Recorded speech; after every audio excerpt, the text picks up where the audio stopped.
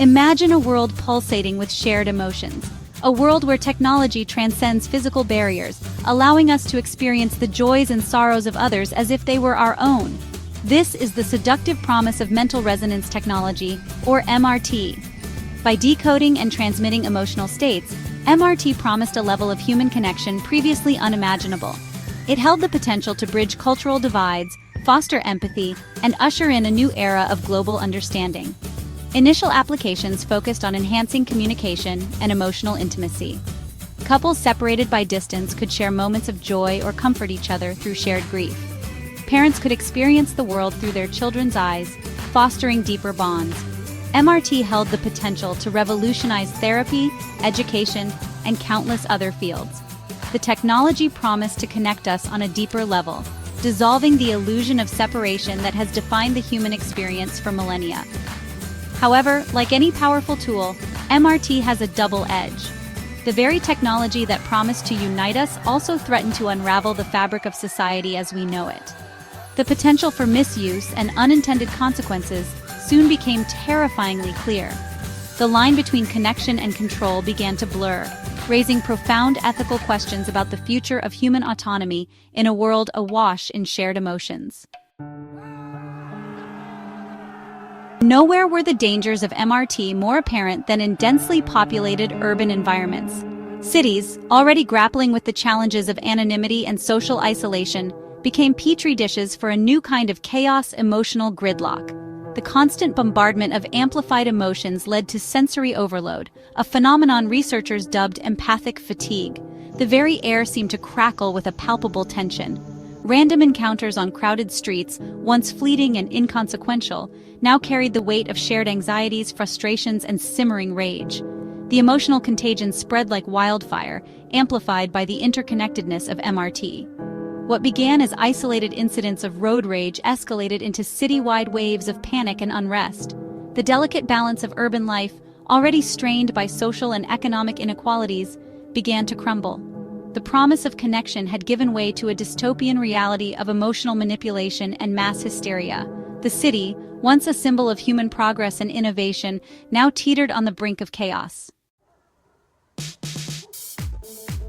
At the heart of this crisis lay a fundamental question: who controls our emotions? Tech giants, with their vast resources and insatiable appetite for data, saw in MRT a gold mine, a new frontier for exploitation. The emotional data generated by millions of interconnected minds became a commodity, traded and manipulated for profit. Algorithms, designed to predict and exploit our deepest desires and fears, flooded the emotional marketplace.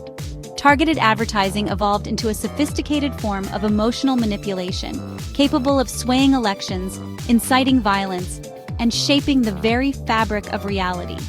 The line between our own emotions and those implanted by sophisticated algorithms became increasingly blurred.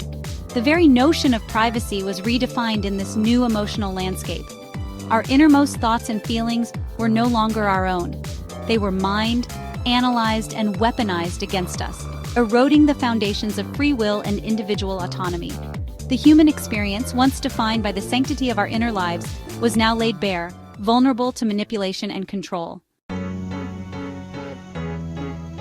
In the face of this encroaching dystopia, a solitary figure emerged, a beacon of hope in a world spiraling toward emotional chaos. Li Shi, a brilliant but reclusive software engineer, understood the profound dangers of unchecked emotional datafication. Driven by a deep sense of social responsibility, she embarked on a perilous mission to reclaim our emotional autonomy. Li Shi understood that the fight for the future of humanity was not a battle against technology itself, but a battle for control over its application. She believed that MRT, if harnessed responsibly, still held the potential for good. Her solution was not to abolish the technology, but to empower individuals to control their own emotional data. Working tirelessly, she poured her genius into developing a revolutionary new platform, the Emotional Autonomy Platform, or EAP. This open-source software acted as a firewall for the soul, giving individuals granular control over their emotional data. Users could choose which emotions to share, with whom, and for how long. The release of EAP sent shockwaves through the global community. For the first time, individuals had a tool to fight back against the emotional manipulation of tech giants and governments. Millions flocked to the platform, desperate to reclaim their emotional sovereignty. A global movement for emotional freedom was born. However, the path to a more equitable future was not without its obstacles. Governments, threatened by the potential for dissent and unrest, moved quickly to suppress the platform, labeling Li Shi a dangerous radical. Tech giants, seeing their profits threatened, unleashed sophisticated disinformation campaigns, attempting to discredit EAP and sow seeds of doubt among its users. The world became a battleground for the future of human emotions. On one side stood Li Shi and her growing legion of supporters, fighting for a future where technology empowers, not enslaves. On the other side stood the forces of control, determined to maintain their grip on the levers of power, even if it meant sacrificing the very essence of what it means to be human. The struggle for emotional freedom is far from over. It is a battle that will be fought not on distant battlefields, but in the quiet spaces of our own minds, in the choices we make every day about how we interact with technology and with each other.